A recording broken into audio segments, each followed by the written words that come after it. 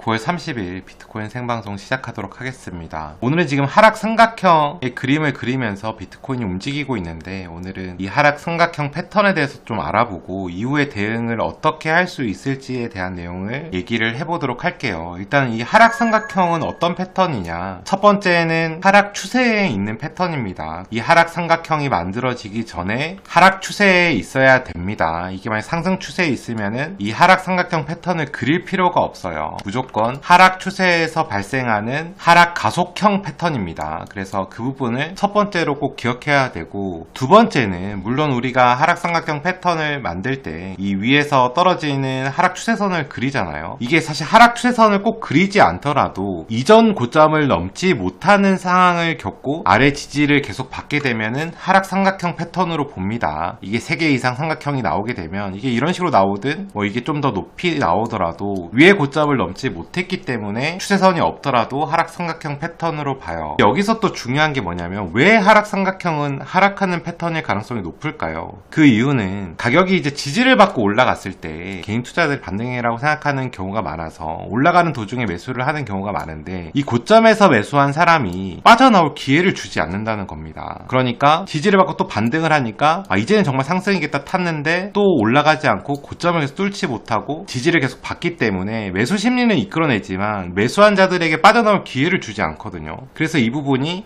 개인 투자자들이 이제 잃을 수 있는 형태가 많이 나오기 때문에 심리랑 연관돼서 하락 삼각형 패턴이 하락할 가능성이 높은 패턴이 되는 것도 있습니다. 문제는 이제 하락 삼각형 패턴을 이렇게 그렸으면은 어떤 식으로 투자를 하는 게 제일 좋으냐는 거죠. 근데 모든 패턴은 항상 패턴이 만들어지기 전에 투자를 하는 건 절대 아닙니다. 패턴이 완성됐을 때 투자하는 게 기본적인 원리예요. 지금 여기 지지선이 만들어졌고 3개의 삼각형이 만들어졌죠. 그러면은 결국 여기를 돌파할 때가 진입 시기가 될 수밖에 없습니다. 이게 사람들이 이런 패턴을 먼저 보게 되면은 항상 여기서 예측 매매를 하려고 하거든요. 제가 이전 방송에서 항상 강조드렸던 게, 패턴은 결국에는 누가 지어낸 게 아닙니다. 이전에 과거에 있던 차트들을 보고 이런 상황이 생겼을 때 하락할 확률이 높더라고 해서 정의 내려진 패턴이거든요. 근데 이 이후에 만약 이렇게 올라갔다고 치면은 이 패턴은 하락 삼각형 패턴에 포함이 되지 않는 패턴이 되는 겁니다. 그러니까 우리가 통계를 냈을 때 포함되지 않는 거예요. 아무 의미가 없는 거죠. 확률적으로 이득을 볼 수 있는 자리가 아니라는 겁니다. 그래서 항상 진입 시점은 지지선을 돌파할 때가 되는 게 가장 기본 중에 기본입니다. 그래서 만약에 이 지지선을 돌파하게 되면 보통 일반적으로 목표가를 어떻게 잡냐, 가장 큰 삼각형의 높이를 반대로 대입한 가격이 목표가가 됩니다. 예를 들면은 이런 식으로 목표가를 산정할 수 있는 거겠죠. 그러면 가격이 한 37,000 정도 되는 목표가가 나옵니다. 이렇게 목표가가 나오게 되면 이제 이 추세선을 돌파했을 때 이런 식으로 손익비가 좋은 거래를